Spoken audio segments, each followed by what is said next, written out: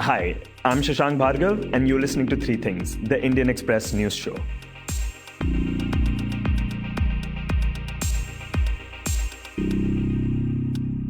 During the tractor rally conducted by farmers on Republic Day, things had turned chaotic. Hundreds of people had broken away from the planned route and had engaged in violence with the Delhi police. One protester died, and several were injured, including some 300 police personnel. Now, the farmers maintain that the violence that day was caused by those who were not part of the movement, outsiders and antisocial elements that took advantage of the movement. But hundreds of protesters were detained by the police after it, and FIRs were filed against a number of farm leaders. Immediately after this, there were fears that the ongoing protests would slow down and not as many people would continue to support it. But that hasn't happened.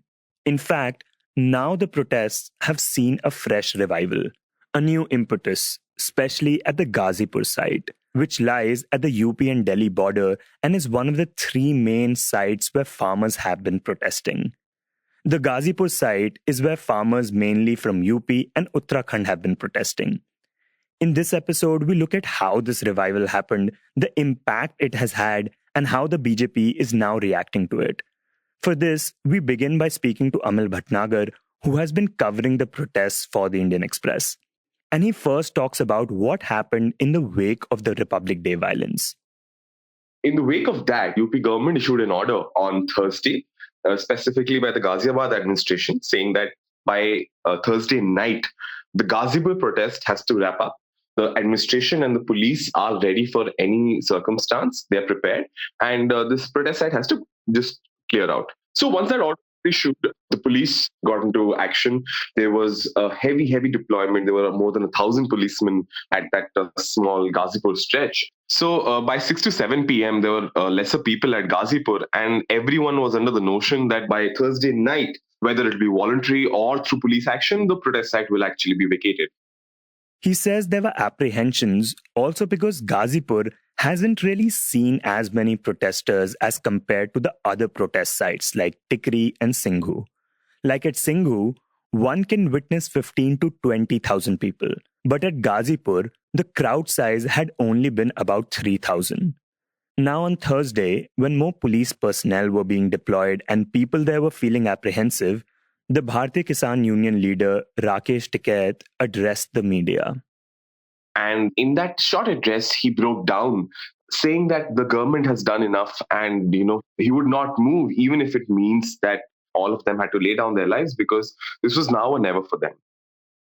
नहीं होगा ये देश का किसान ये 5 lakh tax है मेरी जिम्मेदारी है ये बिल भी वापसी होंगे अगर बिल वापसी नहीं हुए अगर कानून वापसी नहीं होंगे तो राकेश टिकैत आत्महत्या करेगा. Tikait in his address also alleged that there was a conspiracy against farmers and that BJP's people have been posted along the road to attack the protesters. So that it was an emotional appeal at his behest, essentially. Soon after that, I was there at the Ghazipur site along with another correspondent. We could see a change in the atmosphere in Ghazipur. Like the shift in enthusiasm was palpable because within 2 hours, calls were made from West UP, Haryana, Punjab, and farmers were asked to rush into Ghazipur because of that emotional appeal. Everyone saw a leader who's been there for a very long time. Rakesh Tikait, he is also part of the Sanyukt Kisan Morcha. They're also part of the elite delegation that hold talks with the government over the farmer issues. So Rakesh Tikait has a significant presence. So at this point, after this emotional appeal, calls were made, and since Ghazipur is situated at the brink of West UP at the Delhi UP border, there are a lot of districts like Moradabad, Muzaffarnagar, Bijnor, Hapur. They are within the vicinity of the district. So within 2 to 3 hours, people started leaving their homes in the dead of the night and began arriving at the Ghazipur. And literally, a call was made to revive Ghazipur. Everyone thought that there's going to be an alleged violation of rights if they didn't clear. So for them, the best case scenario was to get as much support as possible. And Amil says that this is exactly what happened. After calls were made in villages, within the span of a few hours, people started coming to the Ghazipur protest site. So within 2 hours, we could say that in the shadow of violence, in the shadow of heavy police deployment, and in the wake of an order to vacate, Ghazipur managed to sort of drive this sentiment that this protest is dying out, and they went against that narrative that they are going to leave. In fact, it became much much bigger than Ghazipur originally was. The crowd not only had farmers, but also hundreds of students from colleges and universities in West UP, many of them promising to pay back for the tears that were shed by Rakesh Tikait.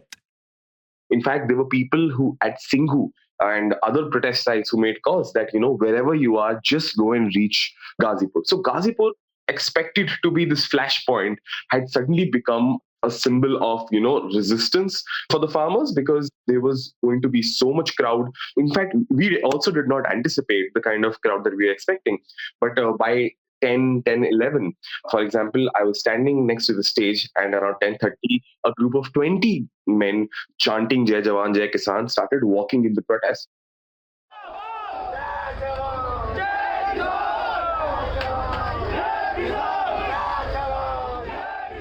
So obviously there was a flurry of activity, and then we realized that they had come from Muzaffarnagar.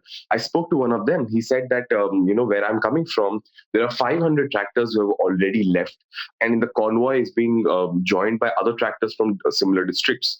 In fact, a huge meeting was held in Rakesh Tikait's native village in Muzaffarnagar, Sisauli. A video of that showed at least 250 to 300 people outside his house in this cold January night discussing how to reach and how many people should reach. So suddenly, even though Ghazipur was in Delhi, the impact of that appeal was felt in a larger region in West UP and also Punjab and Haryana, because our correspondents in other states also reported that, highways were being blocked, mobilization was happening in villages, people were leaving with their tractors.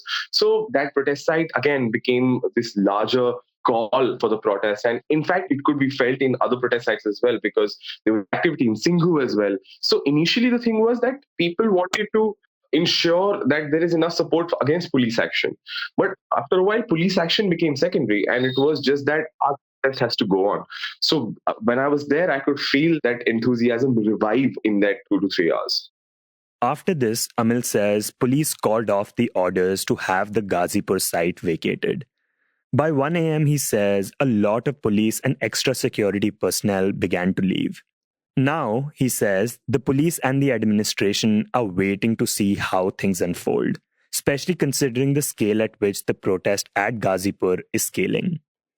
Though after Rakesh Tikait's video went viral, the Ministry of Home Affairs had extended the suspension of internet in Delhi's border areas, including that at Ghazipur. The suspension was to remain till Sunday night, but some are expecting it to be extended, which is something that the farmers are speaking out against. The internet restriction is also, as alleged by farmers, an attempt to make sure that more people do not join the protest, perhaps because it was this initial communication that garnered the kind of support which was not present earlier. And if it is going to impact internal communication as well, because the farmers are not just sitting at the protest, they're also managing their own food and other utilities. So obviously it does impact daily functioning, because Ghazipur is not that equipped a site like Singhu, because Singhu people have broadband connections, there are Wi-Fi, there is an entire paraphernalia that they have set up. But at Ghazipur, there's still lesser paraphernalia, and this in the process of setting more up. So it is going to be problematic for the farmers, and they were saying that it is just another attempt to throttle their democratic right to protest. But at this point, it is going to be a lot of waiting and watching as to A, how this protest unfolds in terms of scale, and B, how does the government react, at least the local administration react to this protest, given the kind of support it's garnering. One important thing to note is that a day after Rakesh Tikait made an emotional appeal, thousands of farmers and political leaders reached Muzaffarnagar for a Mahapanchayat in solidarity. According to police estimates, more than 10,000 people came to attend it in tractors and jeeps and raising slogans such as "Aansu ka badla khoon se" and "Jo na mane jhande se, wo manega dande se." a Mahapanchayat has now also been held in Mathura and a Khap Panchayat in Bagpat. But like Amal pointed out earlier, Ticait's message has not only resonated with those in UP but also in Punjab. To know more about it, we spoke to Rakhi Jagga, who covers Malwa Punjab for the newspaper. Immediately on the same night, when Rakesh Tikait's video went viral, announcements had started taking place in Punjab villages through the village gurudwaras that no one should stay back in villages. One person from one house should start going again in the form of jathas to Delhi. Although they had these standard instructions earlier as well that in rotation they were going to Delhi. But now this was a fresh instruction which was given to them that no one should be left behind. And the next day, the panchayats, they started meeting and they called Gram Panchayat meetings as well. And in one village, Virk Khurd, this is in Bathinda, they passed a resolution that one by one, everyone will be going to Delhi. And the ones who cannot go, they will be depositing money, 1,500 rupees per house, the ones who cannot go. And the ones who neither go and nor pay fine, they will be facing a social boycott in the village. So just to repeat, in this particular village in Bhatinda, there would be fines and social boycotts for those who don't go to Delhi. And just to be clear, this was a resolution that was passed in the village panchayat. Rakhi says that there are about 17 to 1800 people that vote in this particular village, and 1700 voted for this resolution. So majority, they themselves made this resolution. And there was one more village, Kotablu village in Muksar, there as well. And now they are making these resolutions and they are making videos. And after making these videos, they are making the videos viral themselves. ਅਤੇ ਜੋ ਆਦਮੀ ਨੂੰ 2 ਵਾਰ ਕਹਿਣ ਤੇ ਨਹੀਂ ਜਾ ਸਕਦਾ ਤਾਂ ਉਸ ਬੰਦੇ ਨੂੰ 1500 ਰੁਪਏ ਜੁਰਮਾਨਾ ਕੀਤਾ ਜਾਵੇਗਾ ਅਤੇ ਜੇਕਰ ਕੋਈ ਆਪਣੀ ਮਰਜ਼ੀ ਨਾਲ ਵੱਧ ਰਹਿਣਾ ਚਾਹੁੰਦਾ ਹੈ Rakhi says that apart from fines, some places are also collecting 100 rupees per acre, which will act as a corpus fund for buying fuel and repairing any vehicles. So they are doing it voluntarily. I mean, so far there is no voice of grumble that we will not be giving it. Rather, the villagers themselves are coming and getting those resolutions being written on in the Gram Panchayat letterpad. I have not heard any grouse from any villager as of now. Now, Rakesh Tikait is a leader based out of UP, but his message has energized so many in Punjab. This, of course, has to do with the fact that he is right now at the forefront of the farmer protests. But Rakhi says that this also has to do with what happened on Republic Day. She says that when the Nishan Sahib, the religious flag of the Sikhs, was unfurled at the Red Fort, it not only faced criticism, but many also felt that the narrative around it was an attempt to create a division between Hindus and Sikhs. So after that episode, when a Hindu leader, Rakesh Tikait, he made an appeal. So people took it that we have to show our unity, the Hindu-Sikh unity, we have to show this. So that's how in Haryana, Punjab, even the UP, they started moving that all roads were leading to Delhi, despite the fact that there is no internet service over there. Even then the numbers are swelling up. I spoke to a number of villagers of Haryana as well. And in Fatehabad, the Phulam village, I spoke to them and they said, Rakesh Tikait is our leader now. And they said on day one, when this incident had happened, we were really shocked. We felt very bad about it. And then later on, we started understanding the chronology of events, that it's a conspiracy or, somebody is trying that our unity should not remain. But now we all are united. And this Punjab, Haryana, Bhai, Bhai, this slogan is getting popular in both the states. Farm leaders, she says, are also making an effort to spread the message of communal harmony. Like the day after Republic Day, a Tiranga Yatra was taken out by farm leaders from the Singhu border towards various villages of Haryana. During this, all vehicles were hoisting the national flag and people were chanting slogans of Punjab, Haryana, Bhai Bhai, Hindu Sikh, Bhai Bhai. So this was one effort on January 27, and on January 30, they observed Sadbhavna Divas again to create a communal harmony between Hindus and Sikhs. So where they sat on hunger strike at the protest sites, not only at the borders and even in the various parts of Punjab, Haryana. And there was a call given to other states as well, wherever the farmers are there or any common persons also, they can also support and sit on hunger strike. I mean, this was to remember Mahatma Gandhi as well. And at the same time, a message of communal harmony and that we all are together and we are observing hunger strike by sitting together. Now, in our podcast about the Republic Day violence, we had talked about how the BJP had the upper hand in the negotiations with the farmer unions now. But things seem to have changed yet again. This is what Liz Matthew, who covers BJP for the newspaper, tells us. See, these developments and the politics over this farmer protest seems to be like, every day they have new twists and turns. And it's like a roller coaster for the BJP. One day they are at the advantageous position, then the next day it is gone. She says that like the protesters at the Red Fort on Republic Day, the UP police also has done something politically foolish now.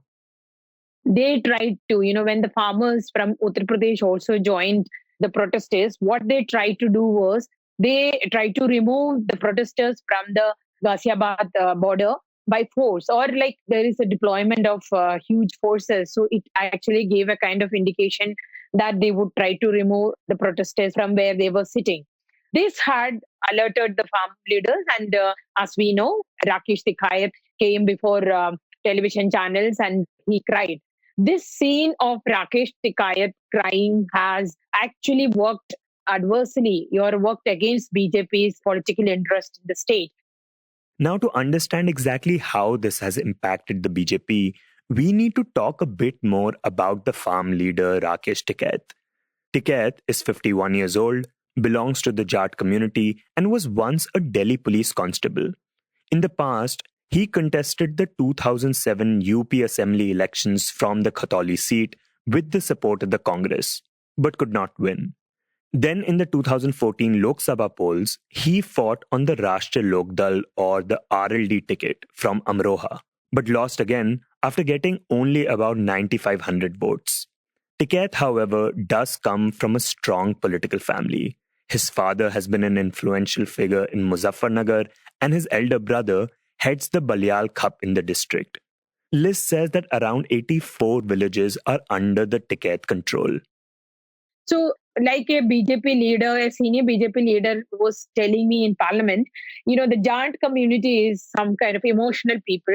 And the visuals of Rakesh Tikayat crying and criticizing BJP and blaming the BJP goons, the words he used to the goons to, attack them. This had made the Jat in the villages also scared and also angry. And they said, Hamara beta ro rahe, hum chale. We have to give him support. And, the Jat farmers from even remote villages have started marching towards Ghaziabad. This is not just that it had the potential to revive the farmers' protest, which had faced a kind of setback after the 26 January incident. Also that it could help the protest to spread to Western UP, which was not part of this. Liz says that this is because even Tikayat had not fiercely opposed the farm bills and was only for the larger farmer cause. He was leading the protests for the sugarcane farmers of West UP who haven't been paid by the sugar mills since last year. But now his emotional appeal seems to have become the center of the protests, at least for now, and has brought different parts of UP, Haryana and Punjab together, something that the BJP had been fearing all along. Like in Haryana, the BJP is an alliance with the Jananayak Janata Party or JJP. In the alliance, BJP is the minority partner. Manohar Lal Khattar from the BJP is the chief minister of the state, and JJP's Dushyant Chautala is the deputy CM.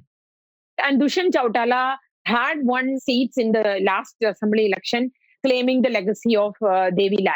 Now his uncle, Abhay Chautala, has resigned as MLA to extend his support to the farmers to oppose the farm bills. So with this move, what Abhay Chautala is trying to do is to reclaim the legacy which his nephew has taken away. And this obviously would keep Dushyant under pressure, because Dushyant is already under pressure from some of the MLAs who want him to take a harsh stand or harder stand against the BJP on the farmers' bill. So since the government in Haryana is, hence the BJP do not have a majority in Haryana, so this is adding to their trouble. And when we talk about Western UP, Liz says that there too, BJP can face pressure. Because politician Ajit Singh, the founder of RLD, who in the past has supported Rakesh Tikait, is looking to gain political relevance again. So it is possible that Rakesh Tikait could join Ajit Singh in the future. This is politically very dangerous for BJP, which has kind of got back its dominance in UP politics after 2014. Meanwhile, if we try to understand the government's current stance on the farm laws, we need to take a look at the statement made by President Ramnath Kovind on Friday. In the address to joint session of Parliament in the beginning of budget session, the President has reiterated and justified the farm bills and said that, the government is continuing its efforts to reach out to people and convince people. But at the same time, he said that the smaller farmers, more than 10 crore farmers, are going to get the advantages of these bills. So the President's address indicated that the government had no intention to go back from its stand on farm bill. But Liz says that PM Narendra Modi, in an all-party meeting on Saturday, said that the government's offer to keep the implementation of the 3 farm laws on hold for 18 months is still on the table. And the agriculture minister is just a phone call away. So a softer version of government in this stand has come out. Definitely it has given clear signals that the government is not so adamant like they were expressing after 26 January incident at Red Fort. This change in stance is because of the revival that the farmer protests have seen now. Stressing on BJP's troubles, Liz also mentions the Mahapanchayat in Muzaffarnagar that we talked about earlier. Mahapanchayat at Muzaffarnagar had on 29th January. This was called by BKU and Tikait. They were holding the Mahapanchayat. It was massive attendance of farmers and they talked against the bill. This also indicates that, the kind of support Tikai's stand has taken from the region, the sugar belt. This, of course, is very bad news for BJP.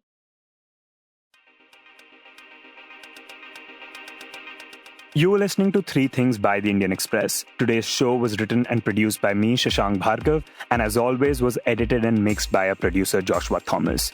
If you like this show, then you can subscribe to us wherever you get your podcasts. You can also recommend the show to someone you think will like it, share it with a friend or someone in your family. It's the best way for people to get to know about us.